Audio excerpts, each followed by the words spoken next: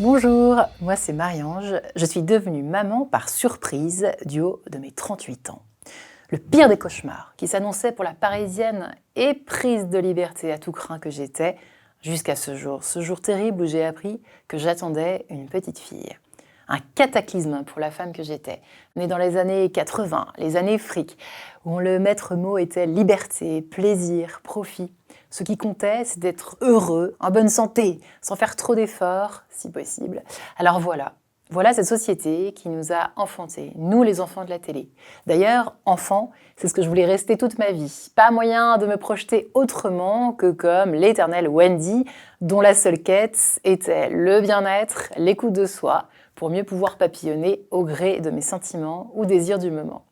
Alors les amis, les amours, les jobs, les hobbies, les fringues, la vie en mode conso qui vous transforme en véritable petit tyran du mois d'abord. Voilà, comment imaginer soudain qu'en 9 mois, j'allais devoir grandir, devenir adulte et responsable d'un autre être, étranger à moi et à mon univers. Je me suis posé sérieusement la question d'avorter. Alors les jours passent, je réfléchis, entre en scène des dilemmes terribles. Si je décide de garder ce bébé, vais-je être rejetée par toute ma famille, par tout le monde, par mes collègues? S'ensuivent alors des combats intérieurs incessants entre l'enfant et l'adulte, épuisants. Et puis vient l'heure de faire un choix, le bon choix. Le père de ma fille me pousse par miracle à garder cet enfant. Il me dit à plusieurs reprises: tu risques de le regretter plus tard. Il n'y a que de mauvaises raisons d'avorter. Alors qu'il est athée. Il n'y avait aucun argument d'ordre religieux comme on pourrait trop facilement vouloir le résumer. Bref, cet appui dont j'ignorais encore la portée à ce moment-là, ayant quitté cet homme avec qui je ne voyais aucun avenir, a été fondamental dans ma décision, qui fut de dire oui, je vais y arriver, oui, je serai entourée.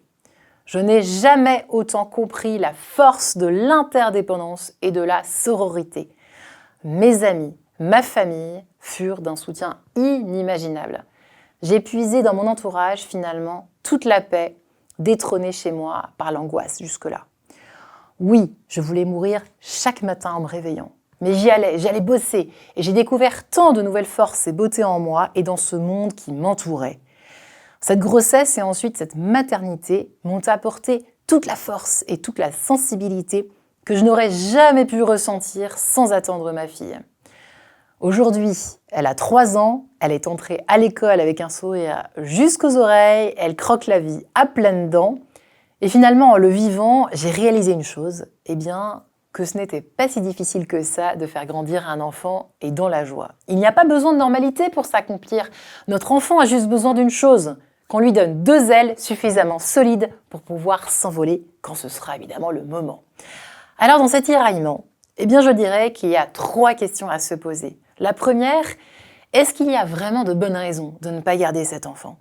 Pour qui je ne veux pas le garder précisément? Est-ce par crainte de perdre ma réputation? Et puis il faut essayer de s'imaginer dans 5 ans. Qu'est-ce que je vois? Moi et cet enfant? Ou bien moi sans cet enfant?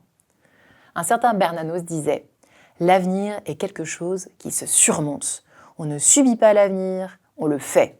On peut toujours créer, même si c'est dur, tout se surmonte, c'est du moins ce que je crois.